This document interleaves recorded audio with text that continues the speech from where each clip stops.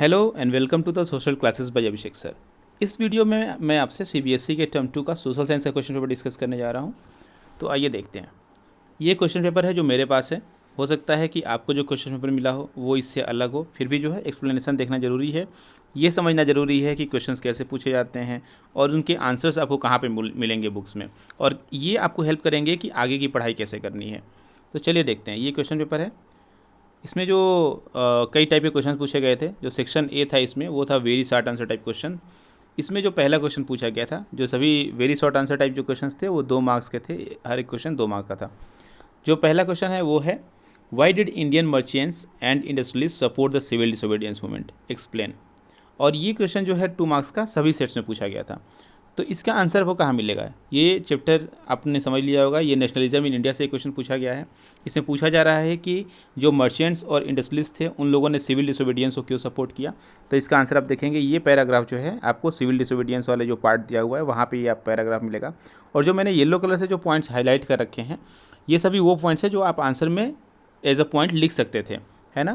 तो इसमें क्या आंसर है, during the first world war Indian merchants and industrialist had made huge profits and become powerful, and they now reacted against the colonial policies that restricted business activities. They wanted protection against import of foreign goods and a rupee sterling foreign exchange ratio that would discourage import. तो कुल मिलाकर के जो है ये point जो है इसका आंसर होगा कि फर्स्ट वर्ल्ड वॉर के दौरान जो है इंडियन इंडस्ट्रियलिस्ट बिजनेसमैन इन लोगों को जो है बेनिफिट हुआ, और उसके बाद जब नुकसान क्या हो रहा था कि ये नुकसान हो रहा था कि जो ब्रिटिश गवर्नमेंट थी उसने इनके बिजनेस एक्टिविटीज़ के ऊपर जो है रिस्ट्रिक्शन लगा के रखे थे, है ना। और फॉरेन गुड्स इंपोर्ट हो रहा था इंडिया के अंदर, इससे इनके जो बनाए हुए इनकी फैक्ट्रीज़ की जो चीज़ें थी वो नहीं बिक पा रही थी, तो इससे उनका नुकसान हो रहा था। तो they wanted the restriction on protection from the imports of foreign goods, and they wanted the that restriction on their business activity should be removed. तो ये पॉइंट्स आप लिख सकते थे। इसके अलावा जो लास्ट में आप देख रहे होंगे, led by prominent industries like Purushottam Das Thakur Das and G D Birla, इन लोगों का नाम आप मेंशन कर सकते थे, है ना। और उन्होंने जो फर्स्ट टाइम जब सिविल डिसोबीडियंस लॉन्च किया गया तो इन्होंने इस मूवमेंट को सपोर्ट किया था। सेकेंड जो क्वेश्चन पूछा गया था वो तीनों सेट में अलग अलग था। फर्स्ट सेट नंबर 1 में पूछा गया था, examine the significance of pipeline as a means of transportation in our country. Set 2 में पूछा गया था, examine the significance of air transport. और थर्ड सेट में पूछा गया था, examine the significance of railway as a means of transport with 2 arguments. कुल मिलाकर के 2 मार्क्स का क्वेश्चन है। तीनों क्वेश्चन में आपको यही करना था, जो भी आपके सेट में क्वेश्चन था, कि आपको 2 पॉइंट जो है उस ट्रांसपोर्ट मीडियम के बारे में लिखना था, उसका सिग्निफिकेंस। जैसे सेट 1 अगर आपको मिला है पाइपलाइन के बारे में पूछा गया तो आप ये लिख सकते थे कि पाइपलाइन का यूज़ क्यों करते हैं। देखेंगे आप यहाँ पे जो पैराग्राफ दिया हुआ है पाइपलाइन वाला, उसमें लिखा है, जो हाईलाइट मैंने किया है, these are use for transporting crude oil, petroleum products and natural gas from oil and natural gas fields to refineries, fertilisers factories and big thermal power plants. ये पॉइंट आप लिख सकते थे कि इसका जो है हम क्रूड ऑयल को ट्रांसपोर्ट करने में इसका यूज करते हैं। इसके अलावा सॉलिड्स कैन ऑल्सो भी transported through a pipeline when converted into slurry material, है ना। तो ये सब पॉइंट जो है इसको आप यूज़ कर सकते थे। देखिए कुल मिलाकर के मोटिव क्या है मेरा ये वीडियो बनाने का, वो ये है कि आप ये समझिए कि जो है जो क्वेश्चंस आपसे पूछे जा रहे हैं वो सभी बुक से ही पूछे जा रहे हैं।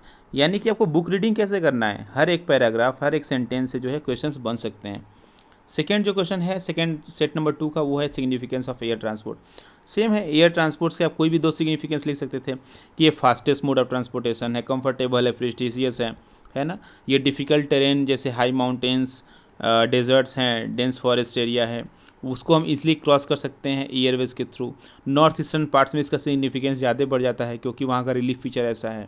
तो ये सब पॉइंट्स आप नोट कर सकते थे। इसके अलावा जो थर्ड सेट में जो क्वेश्चन पूछा गया है वो था रेलवे के सिग्निफिकेंस के बारे में। तो रेलवे का सिग्निफिकेंस क्या है, it is the principal mode of transportation for freight and passengers in India. इसके अलावा बहुत सारे जो है मल्टीफेरियस एक्टिविटीज़ करते हैं, बिजनेस के लिए लोग जाते हैं रेलवे से, साइट सीइंग के लिए जाते हैं, पिलग्रिमेज के लिए जाते हैं। तो ये सब पॉइंट्स आप मेंशन कर सकते थे। उसके बाद जो क्वेश्चन नंबर 3 पूछा गया था अलग अलग सेट में, सेट नंबर 1 और 2 में आया था, why has India adopted a multi party system. Set 2 में एक और पॉलिटिकल साइंस से क्वेश्चन पूछा गया था, how do political parties shape public opinion. और थर्ड सेट में पूछा गया था question, how does the quality of democracy depends on the degree of public participation.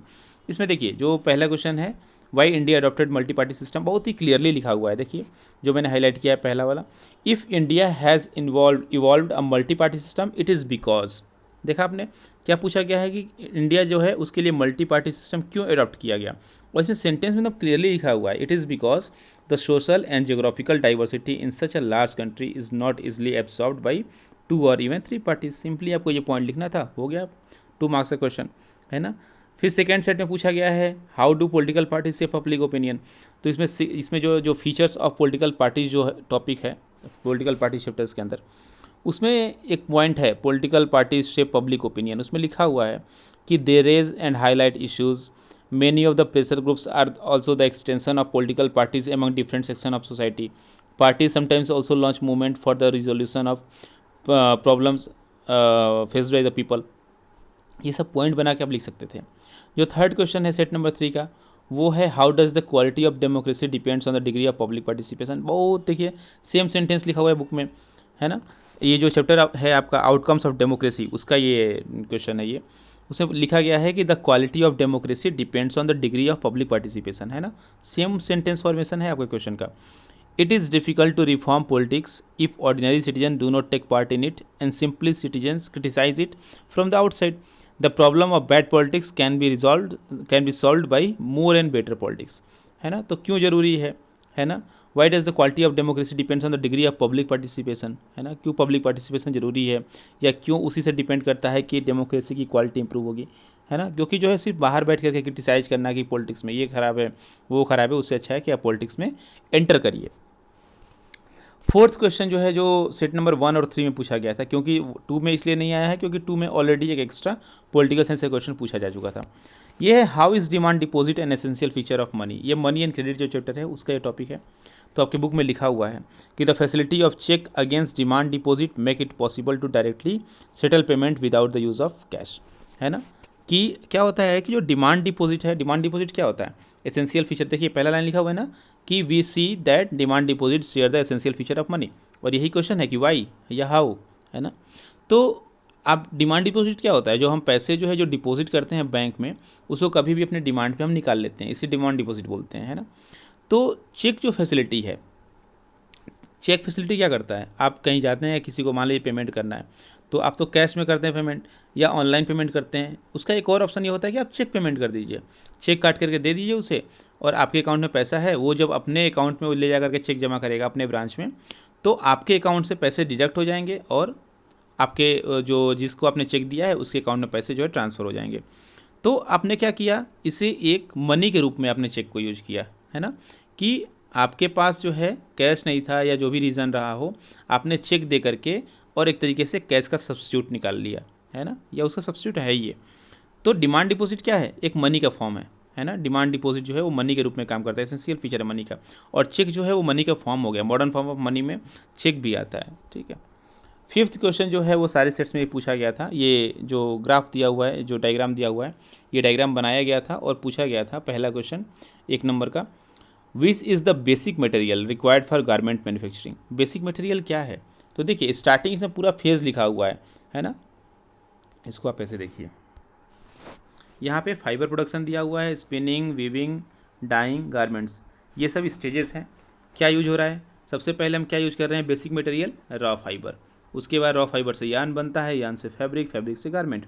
पूछ रहा है बेसिक मटेरियल क्या है, बेसिक मटेरियल क्या होगा, रॉ फाइबर, है ना। उसके बाद से जो सेकंड क्वेश्चन है इसका, give one example of value addition in textile industry. आप देखे होंगे, अगर आपने ये बुक में ध्यान से पढ़ा होगा तो यहाँ पे ऑलरेडी लिखा हुआ है value addition in textile industry, और पूछ रहा है कि एक एग्जाम्पल बताइए।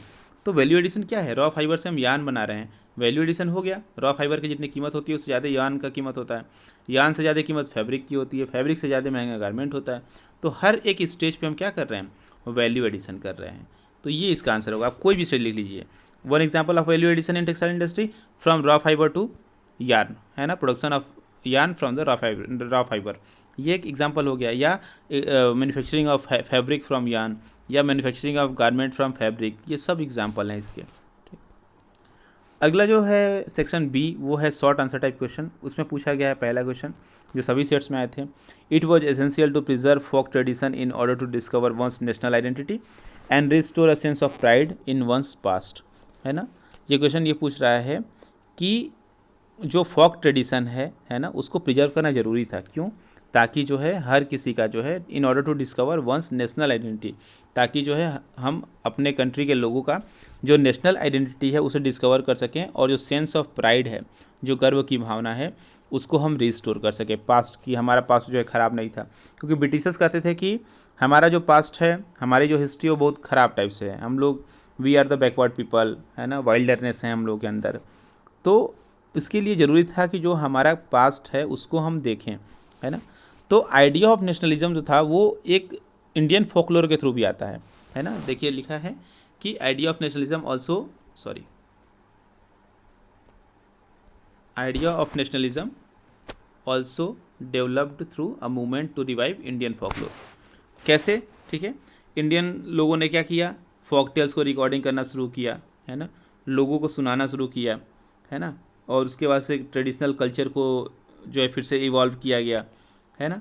इसके बाद जो है बंगाल में जैसे रविंद्रनाथ टैगोर, उन्होंने जो है बैलाड्स, नर्सरी राइम्स, मिथ्स, इन सबको जो है फिर से कलेक्ट करना शुरू किया। मद्रास के अंदर नतेशा शास्त्री जो थे, उन्होंने 4 वॉल्यूम में एक बुक निकाली तमिल में, इसका नाम था the folklore of southern India.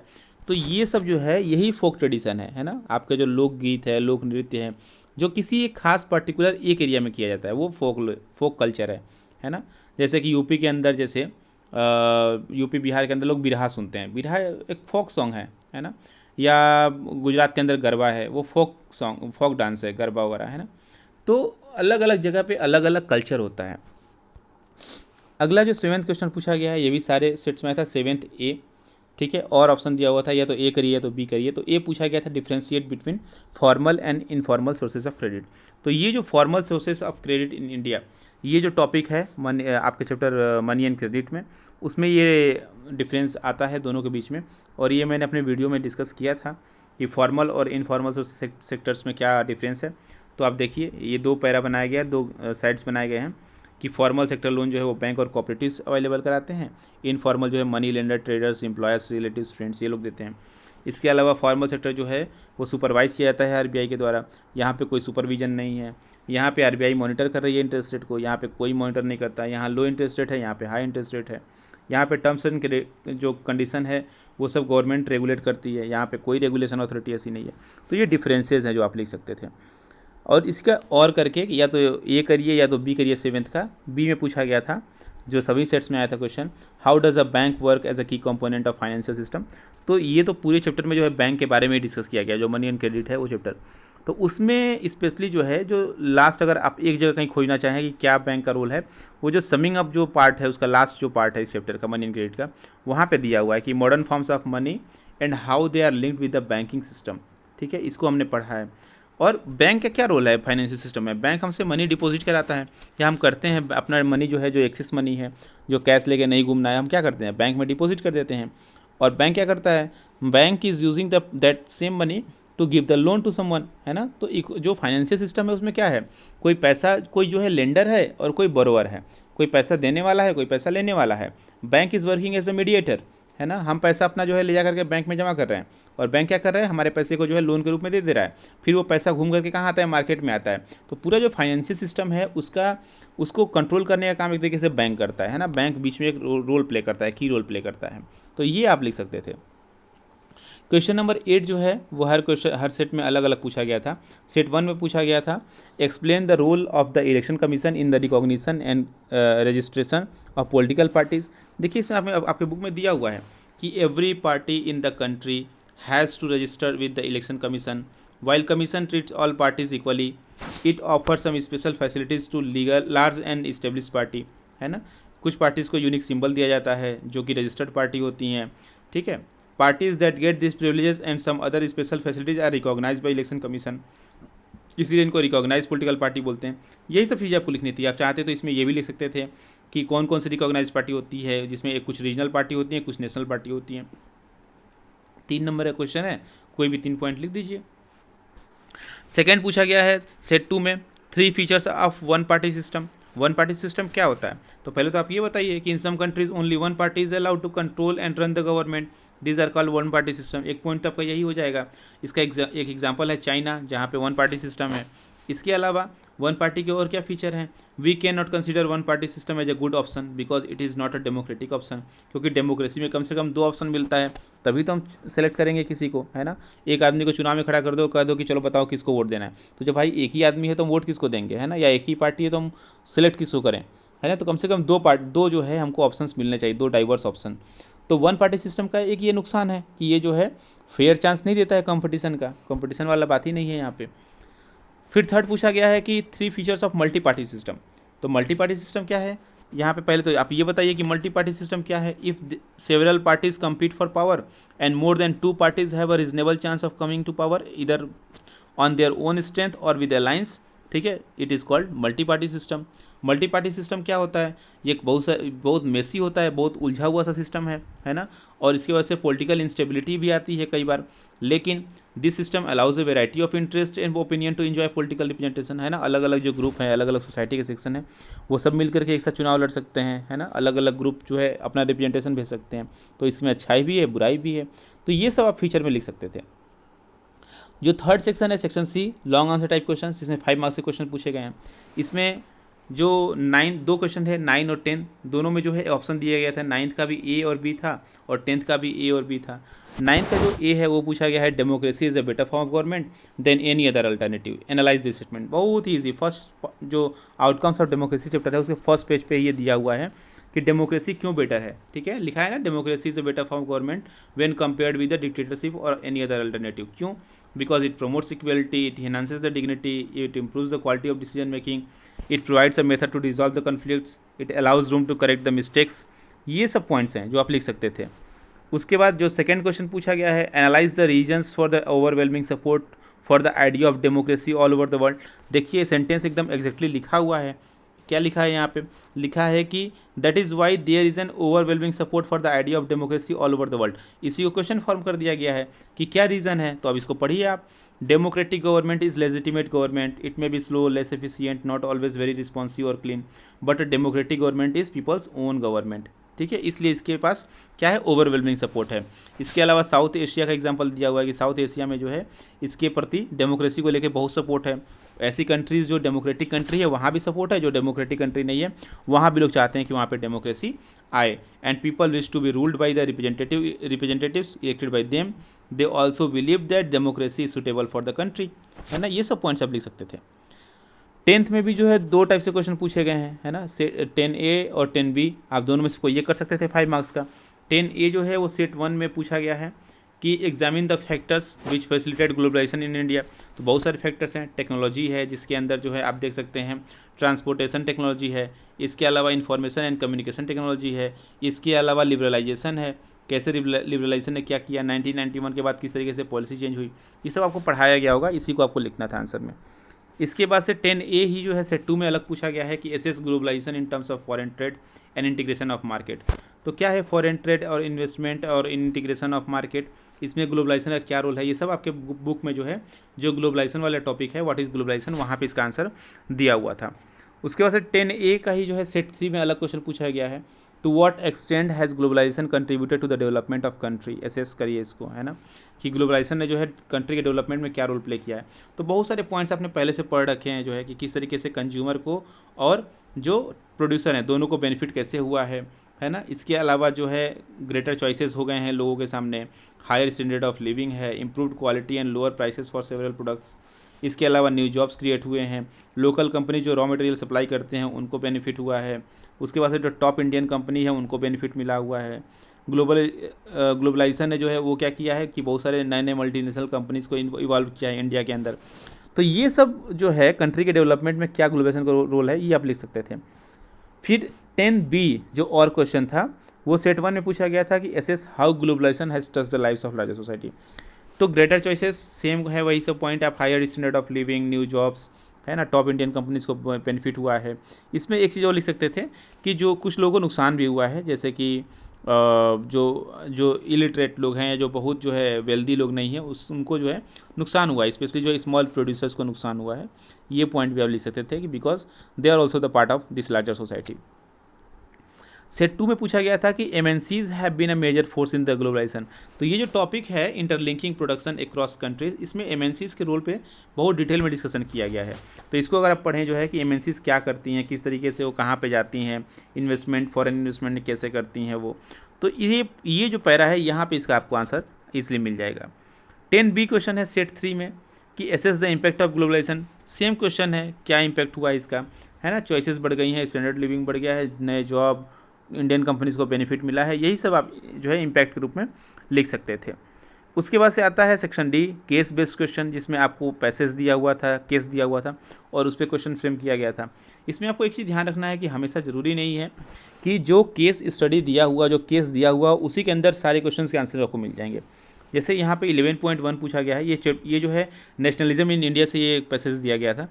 पूछा गया है कि why was freedom considered an inalienable right of Indian people. तो इसमें जो पहला पैरा है कि we believe that it is the inalienable right of the Indian people as any of other people to have freedom and to enjoy the fruits of their toil and have necessities of life so that they may have full opportunities of growth. तो basically इसका reason क्या है, Y was freedom considered an inalienable right of the Indian people, because that this freedom would enable them to have the full opportunities of growth, है ना। इसी को आप point बनाकर लिख सकते थे। सेकेंड जो पूछा गया है कि वाई वॉज पूर्ण Swaraj considered essential by the people of India.